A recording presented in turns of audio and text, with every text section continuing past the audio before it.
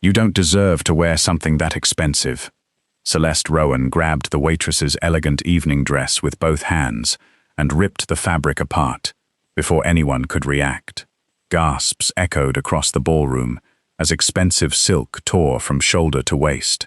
Several guests instinctively lifted their phones, while others laughed behind polite smiles. Hazel quietly held the torn dress together without saying a word. Then a cold voice cut through the silence. Take one more step toward my wife, and you'll regret it for the rest of your life. The ballroom remained frozen. Not because someone had shouted, not because security had intervened, but because every influential guest recognized the man who had just spoken. Dante Vescari walked forward with measured, unhurried steps. His tailored black tuxedo looked immaculate, despite the growing tension around him. He neither glared nor rushed. His calmness unsettled the room far more than anger ever could. Hazel lowered her eyes as she struggled to keep the torn fabric together. Before she could say a single word, Dante slipped off his dinner jacket and gently draped it across her shoulders. The expensive wool settled around her like a shield, hiding every tear Celeste had left behind. His fingertips briefly brushed Hazel's arm. "Are you hurt?" he asked softly. Hazel looked into his eyes and offered the smallest smile. "I'm all right." He nodded once. Only after making certain she was comfortable did he slowly turn towards Celeste Rowan. There was no rage in his expression. Only complete control. The silence stretched across the ballroom until it became almost unbearable. Finally, Dante spoke. "Who gave you permission to touch my wife?" His voice was quiet. Nobody answered. Not because they hadn't heard him, because every person in the room understood exactly what those words meant. My wife. The phrase echoed through the ballroom more powerfully than any announcement could have. A champagne glass slipped from someone's hand and shattered against the marble floor. Several guests instinctively lowered their phones. Others stared at Hazel with expressions that shifted from amusement to disbelief. The woman they had mistaken for an ordinary waitress had just been claimed as the wife of Dante Vescari. Across the room, Gavin Sterling felt the blood drain from his face. He had invited Dante as the guest of honor for the Foundation's annual charity gala. Winning the chairman's goodwill could secure investment for several billion-dollar developments. Everything tonight had been designed to impress him. Instead, his own girlfriend had publicly assaulted Dante's wife. Gavin forced a smile that looked painfully unnatural. "There must be some misunderstanding," he said carefully. "I'm sure Celeste never intended." Dante raised one finger. Gavin immediately fell silent. The gesture contained no aggression. Yet it carried the effortless authority of a man accustomed to being obeyed. Dante's attention returned to Celeste. She still stood in the center of the ballroom, though the confidence that had filled her moments earlier had vanished. Her hands trembled almost imperceptibly. "You," she whispered, "you're really his wife?" Hazel answered before Dante could. "Yes, nothing more. No dramatic speech. No accusation. Only one simple word spoken with quiet dignity." Ironically, that calm confirmation unsettled the audience even more than outrage would have. The room suddenly replayed the last few minutes in collective memory. The mocking laughter, the cruel comments about Hazel's body, the ripping sound of expensive fabric. Every witness realized they had stood by while an innocent woman was humiliated. No one wanted to meet Dante's eyes. Near the entrance, members of the Foundation's organizing committee exchanged anxious glances. Even the musicians had stopped playing, their instruments hanging motionless in their hands. For the first time since the gala had begun, Gavin understood something no amount of wealth or influence could change. The evening no longer belonged to him. It belonged to the quiet woman everyone had underestimated, and to the husband who had never needed to raise his voice to command an entire ballroom. For several long seconds, no one moved. The grand ballroom, which had buzzed with polished conversations and carefully rehearsed laughter only moments before, had become unnaturally quiet. Every guest seemed reluctant to breathe too loudly, as though even the slightest sound might draw Dante Vascari's attention. Then an elderly gentleman near the front frowned. He leaned toward the woman beside him and whispered, "Wait, I know her." His companion looked puzzled. "The designer?" "No, not the designer." He studied Hazel more carefully, before his eyes widened. "The volunteer." His words spread through the nearby guests like the first ripple across still water. "The volunteer?" Another businessman blinked in disbelief. "No, that can't be right." "It is," replied a woman who had attended nearly every Vascari Foundation charity gala over the past decade. "She's been here every year." Someone from the foundation's event committee nodded immediately. "3 consecutive years," another organizer quietly added. "She always requested the same assignment. Guest hospitality." A wave of confusion swept through the ballroom. Hazel Mercer, the internationally respected hospitality interior designer whose projects had transformed some of the country's most luxurious hotels, had voluntarily spent 3 years greeting guests, serving refreshments, arranging seating cards, and helping elderly donors find their tables. Without telling anyone who she was, without introducing herself, without asking for recognition, one billionaire suddenly laughed, not out of mockery this time, but complete embarrassment. "Oh my goodness!" Several guests turned toward him. He rubbed the back of his neck. "Last year," he paused before groaning, "I asked her if the chocolate soufflé could be a little warmer." A few people chuckled despite the tension.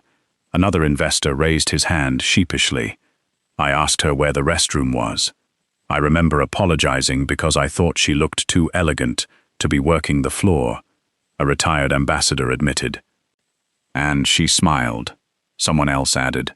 "She walked my wife all the way across the ballroom because her heels were hurting." The memories kept surfacing, one after another. Each story made Hazel appear even more extraordinary. A hotel owner laughed at himself. "I spent 20 minutes explaining hospitality management to her." His friend stared. "You gave hospitality advice to one of the country's best hospitality designers?" The man buried his face in one hand. "I'd appreciate it if nobody repeated that story." Even Dante allowed himself the faintest smile. The atmosphere shifted ever so slightly, not away from the humiliation Hazel had endured, but toward the growing realization that genuine kindness often passed unnoticed simply because it wore no title. A member of the foundation staff stepped forward. "I can confirm everything." She looked directly at Gavin before continuing. Mrs. Mercer always refused VIP treatment. She insisted on wearing the standard volunteer badge. She even stayed after midnight helping us stack chairs when everyone else had gone home. Several organizers nodded immediately. And every year, she declined media interviews. She never allowed photographers to identify her. Most of us didn't even know she was married. A reporter lowered his camera. "So, all this time, no one knew?" The staff member smiled softly. She wanted it that way. Across the room, Gavin felt his carefully crafted image of the evening collapsing piece by piece. The gala had been marketed as a celebration of generosity. Yet the audience now realized the person who had quietly embodied that ideal for 3 years had been mistaken for someone unimportant simply because she was serving drinks instead of standing on the stage. Celeste shifted uneasily. She had built her reputation on appearances, luxury labels, perfect photographs, exclusive guest lists. Yet the woman she had dismissed as ordinary had earned the admiration of the foundation without ever asking for applause. For the first time that evening, Celeste found herself surrounded not by supporters, but by disappointed faces. Hazel, meanwhile, remained exactly as she had always been. She thanked a nervous volunteer who handed her a glass of water.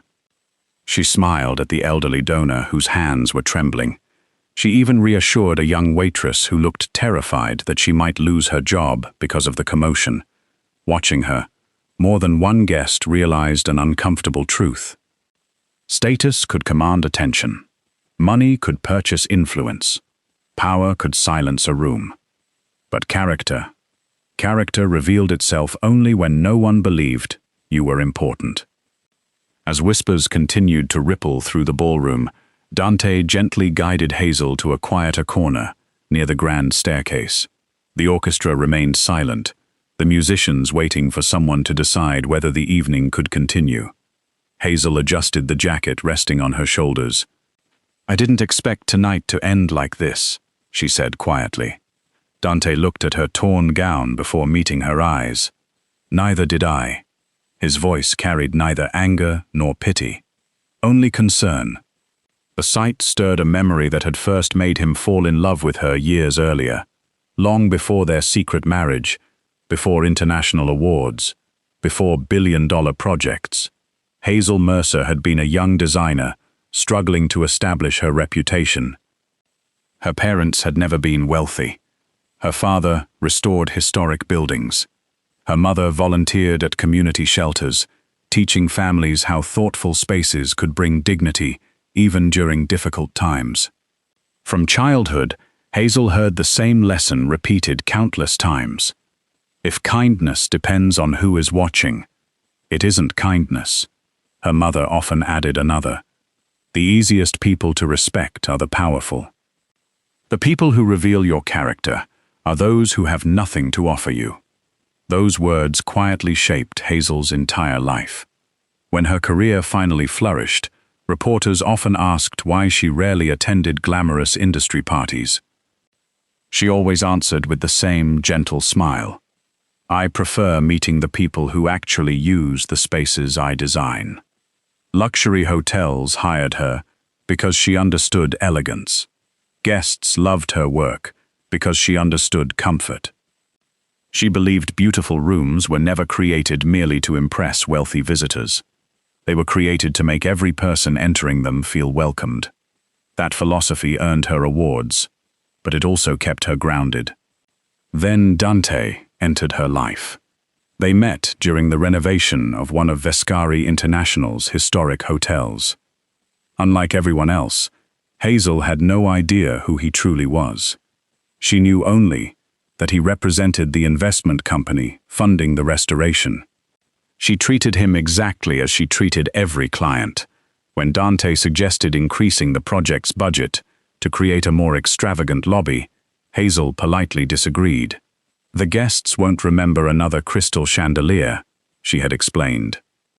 "They'll remember whether an elderly couple can comfortably reach the reception desk." Dante had blinked. No consultant had ever challenged him so calmly. Instead of discussing prestige, she discussed people. Instead of luxury, she discussed kindness. That afternoon lasted nearly 4 hours. By the end of the meeting, Dante realized he had spent more time listening than speaking. It was an unfamiliar experience. One he unexpectedly enjoyed. Months later, when he finally confessed his feelings, Hazel asked him only one question. "If nobody knew your name, who would you be?" He had thought about that question for days. When he answered honestly, she smiled. That smile became the beginning of everything. After their wedding, Dante quietly offered to announce their marriage publicly. It would have made Hazel one of the most recognized women in the country overnight. Magazine covers, exclusive interviews, luxury endorsements. Every opportunity imaginable. Hazel declined every one of them. "I already have a name." She reached across the dinner table that evening and squeezed his hand. "I don't want people opening doors because I'm your wife. I want them opening doors because I earned the key myself." Dante had never admired anyone more. He knew countless people who chased influence. Very few walked away from it willingly. So they made a promise together. Their marriage would remain private. Hazel would keep her own surname. She would build her career without using the Vescari name, and every achievement would belong entirely to her. 3 years later, standing in the middle of a silent ballroom while wearing his jacket over a torn dress, Hazel had no regrets about that decision, not because the secret had protected her, but because it had revealed everyone else. Without knowing who she was, people had shown her exactly how they measured another human being. And that truth, though painful, was more valuable than any title money could buy. The silence lingering over the ballroom was finally broken by Celeste Rowan. She forced a nervous laugh that fooled no one. "This has all become a terrible misunderstanding," she said, smoothing the front of her designer gown, as though composure alone could erase what had happened. "The dress tore because I reached out to stop her. It was an accident." Not a single guest responded. Even Gavin hesitated. He wanted desperately to support her version of events, yet he had watched enough to know how fragile that explanation sounded. Celeste noticed the uncertainty spreading across the room. She straightened her shoulders. "Everyone is acting as though I attacked someone. I merely touched the fabric. Expensive dresses sometimes tear." A murmur swept through the audience. Someone quietly whispered, "That's not what I saw." Another guest nodded. "I heard what she said before she grabbed Hazel." Gavin stepped forward with a practiced corporate smile. "Perhaps we should avoid embarrassing anyone further. Tonight is about charity." His words were polished, diplomatic, designed to redirect attention. Before anyone could respond, the Foundation's director spoke from the control table. "I'm afraid that's no longer possible." Every head turned. The elderly director looked deeply troubled. "Our ballroom security system records every public area." He glanced toward Dante. "Chairman Vescari, with your permission." Dante simply inclined his head. The lights dimmed. A large projection screen descended behind the stage. Within seconds, the security recording appeared. There was no dramatic music, no edited footage, only the quiet truth captured by a ceiling camera. Guests watched Hazel carrying a tray of champagne with her usual calm grace. They saw Celeste notice her. Pause. Look Hazel up and down with open disdain. Then came the audio. "You don't deserve to wear something that expensive." The words echoed through the silent ballroom. Several guests lowered their eyes. The recording continued. Celeste stepped closer. She smirked, then deliberately gripped both sides of Hazel's evening gown. There was no attempt to steady her, no accidental stumble, no misunderstanding. She pulled hard. The elegant fabric split apart from shoulder to waist, exactly as everyone had remembered. Laughter followed, not from Hazel, from a handful of guests who now looked deeply ashamed. Then the recording captured something even more painful. Hazel never raised her voice, never pushed back. She simply gathered the torn fabric together and quietly tried to preserve her dignity while dozens of strangers watched. The screen went black. Silence returned. But it was no longer uncertain. It was heavy. Final. Irrefutable. Celeste's face drained of color. She opened her mouth, closed it, opened it again. No explanation came. There wasn't one. A woman seated near the front slowly stood. She was the chairperson of one of the city's largest charitable foundations. "I have spent 20 years asking people to donate with compassion." She looked directly at Celeste. "And tonight you reminded us that generosity without kindness is only another performance." One by one, other guests nodded. An internationally known fashion editor sighed. "I admired your taste." She shook her head sadly. "I mistook elegance for character." The words struck harder than any insult. Celeste had spent years building an image of flawless sophistication. That image was now collapsing under the weight of her own behavior. Meanwhile, Gavin felt the disaster slipping completely beyond his control. Every major investor in the room was watching. Journalists had stopped taking glamorous photographs and were instead documenting uncomfortable expressions. The gala that was supposed to elevate his company's reputation was becoming an unforgettable lesson in public accountability. He stepped toward Dante. "I sincerely apologize for what happened. I assure you, this doesn't reflect our organization's values." Dante regarded him calmly. "It reflects the values that were tolerated." The sentence contained no anger, only truth. Gavin lowered his head, because he knew Dante was right. He had overlooked Celeste's cruelty for years whenever it benefited the company's public image. Tonight, that choice had finally come due. Across the ballroom, Hazel remained astonishingly composed. She accepted a replacement shawl from another volunteer. She quietly thanked the foundation staff for their kindness. She neither demanded justice nor celebrated Celeste's humiliation. Watching her, many guests realized something profound. The woman whose dignity had been torn apart only minutes earlier still possessed more grace than the people who had judged her. No one applauded. No one spoke.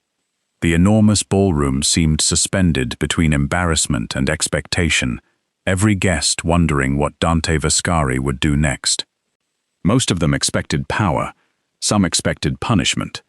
A few even anticipated the cold efficiency for which the Vascari name was quietly feared throughout the city.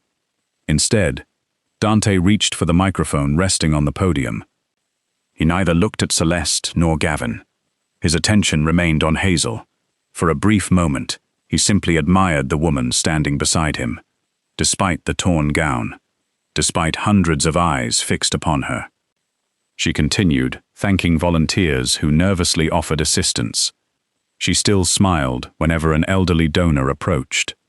She had not changed, not even after being humiliated in front of the city's most influential people. Dante finally began to speak. "Many of you believe tonight became memorable because of what happened a few minutes ago." He paused. "I disagree." The room listened in complete silence. "What happened tonight merely revealed something that has existed for years." His gaze swept slowly across the audience. "You admired this foundation's charity galas. You praised the warmth, the elegance, the hospitality, the feeling that every guest, regardless of wealth or influence, was genuinely welcome." Several long-time donors nodded unconsciously. Those details had always distinguished the Vascari Foundation from every other charity event in the city. Dante smiled softly. Very few people ever asked who created that feeling. He turned toward Hazel. "My wife did." A ripple of surprise moved through guests who had assumed Hazel merely volunteered at the events. Dante continued. "For the past 3 years, Hazel has quietly designed the guest experience behind every major foundation gala. She redesigned traffic flow so elderly donors never had to stand in long lines. She reorganized seating so first-time guests would never feel isolated. She worked with chefs to ensure guests with allergies received the same elegant service as everyone else." He looked around the ballroom. She personally trained volunteers to greet every visitor with the same respect, whether they donated $10 or 10 million. Several members of the organizing committee wiped away tears. Everything he said was true. Yet Hazel had insisted they never mention her contribution publicly. Dante continued. "Many luxury designers compete to create beautiful rooms. My wife designs how people feel inside those rooms." The sentence settled gently over the audience. Its simplicity carried more weight than any business achievement. The foundation director stepped onto the stage. "I would like to add something." Dante nodded respectfully and stepped aside. The elderly man faced the guests. 3 years ago, Mrs. Mercer gave us one instruction. He unfolded a small notebook he always carried. I wrote it down because I believed it summarized everything charity should represent. He adjusted his glasses before reading aloud. If our guests remember the flowers, we decorated well. If they remember how people treated them, we succeeded. The ballroom became perfectly still. That single sentence explained every decision Hazel had made. Not for recognition, not for awards, simply because she believed dignity belonged to everyone. Dante looked toward the volunteers standing nervously along the walls. Raise your hands if Hazel ever introduced herself by her profession. Not a single hand moved. If she ever asked you to call her Mrs. Viscari. Again, nothing. The foundation director smiled. She introduced herself exactly the same way every year. My name is Hazel. I'm happy to help. That was all. A quiet laugh spread through the room. Not mocking, affectionate. More stories emerged. A volunteer remembered Hazel carrying heavy supply boxes because the younger staff looked exhausted. Another recalled discovering Hazel polishing glass centerpieces after midnight because she refused to leave unfinished work for the cleaning crew. An elderly donor spoke through tears. My late husband attended his final public event here. He was confused because of his illness. I never learned the young volunteer's name, but she stayed beside him until I returned. He looked toward Hazel. It was you. Hazel smiled gently. I'm glad he wasn't alone. The elderly man lowered his head, overcome with emotion. Many guests discreetly wiped away tears. Dante returned to the microphone one final time. There is one last truth I want everyone to remember. He rested a gentle hand against Hazel's shoulder. You admired tonight's event. Without realizing the woman you mocked helped create it. No one moved. Then someone near the back of the ballroom began clapping. Another joined. Then another. Within seconds, the applause spread across the entire room. People rose from their chairs one after another until every guest was standing. The ovation was long, sincere, unrehearsed. No one applauded because Hazel was married to Dante Viscari. They applauded because, for the first time, they finally understood the quiet woman whose kindness had shaped an entire evening without ever asking to be seen. Hazel looked at the crowd, her eyes glistening. She had spent years believing that the best work happened behind the scenes. Tonight, the spotlight had found her anyway. Not because she had sought attention, but because genuine character could remain hidden only for so long. The gala eventually resumed. Not with the effortless glamour everyone had expected when they arrived, but with a quieter atmosphere, one filled with reflection. The orchestra began playing again, though the music seemed softer now, almost respectful. Conversations returned in gentle murmurs instead of loud laughter, and guests who had once hurried toward the city's most influential figures now found themselves approaching Hazel instead. One by one. Without cameras, without reporters, without seeking attention. An elderly woman who had donated to the foundation for nearly 20 years stopped in front of Hazel. I owe you an apology. Hazel smiled kindly. You don't owe me anything. I do. The woman lowered her eyes. I watched what happened. I should have spoken sooner. Hazel reached out and gently held her hands. You spoke now. Sometimes courage simply arrives later. The woman's eyes filled with tears. Thank you for giving me that kindness. Nearby, several volunteers gathered around Hazel. Some looked guilty, others embarrassed. A young waitress nervously approached with a neatly wrapped package. We found another evening dress in the wardrobe. I know it isn't as beautiful as yours, but we hoped you'd accept it.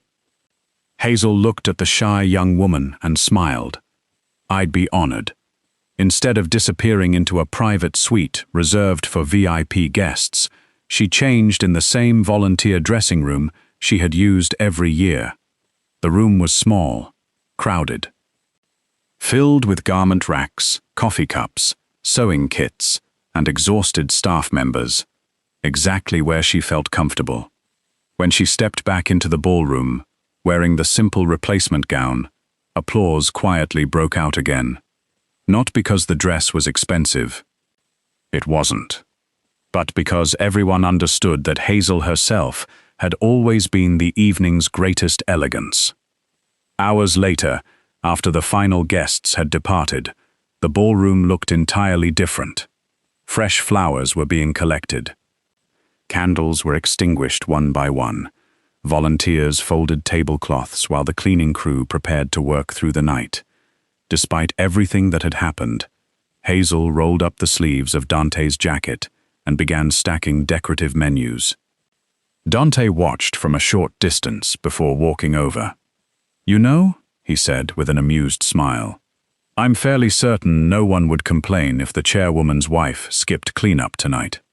Hazel laughed softly. "I'm not the chairwoman's wife. I'm yours. And neither title excuses me from helping." He shook his head with quiet admiration. "You've just received a standing ovation from the most influential people in the city." She lifted another stack of menus. "They still need to be packed." A volunteer passing nearby smiled to herself. Some people inspired others without ever realizing it. Later that night, the city lights shimmered beneath the windows of the Vescari penthouse. For the first time all evening, silence belonged only to the two of them. Hazel stood on the balcony, wrapped in a light blanket, while Dante handed her a warm cup of tea. Neither spoke immediately. The events of the evening still lingered between them. Finally, Hazel broke the silence. "Do you ever wonder if we made the wrong choice?" Dante looked at her. "About what?" "Keeping our marriage secret." She traced a finger around the rim of the cup.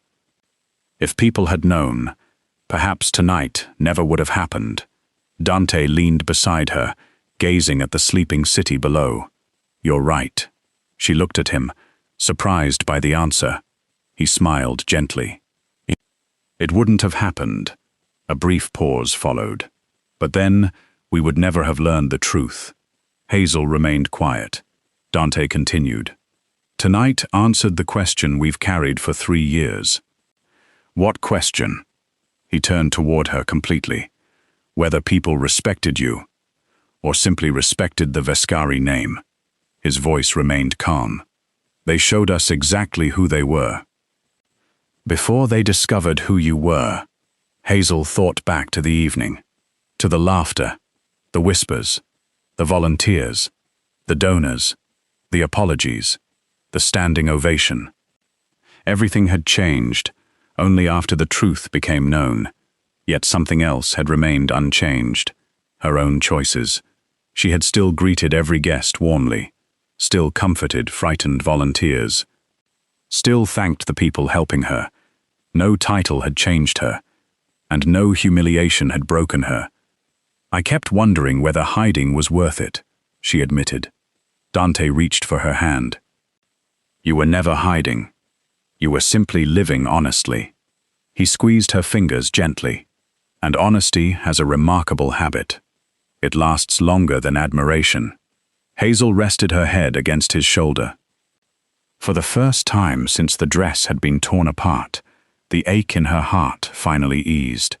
Not because everyone now knew she was married to one of the city's most powerful men, but because she realized something much more valuable.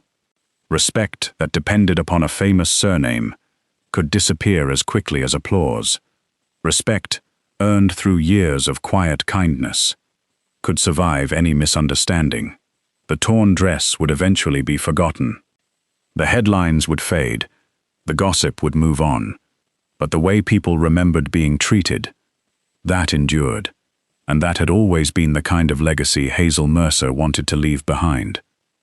6 months later, spring sunlight streamed through the glass walls of the National Center for Arts and Culture, where architects, designers, philanthropists, and journalists from across the country had gathered for one of the industry's most prestigious ceremonies.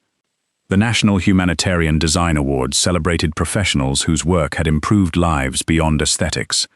For the first time in years, Hazel Mercer accepted an invitation to stand in the spotlight.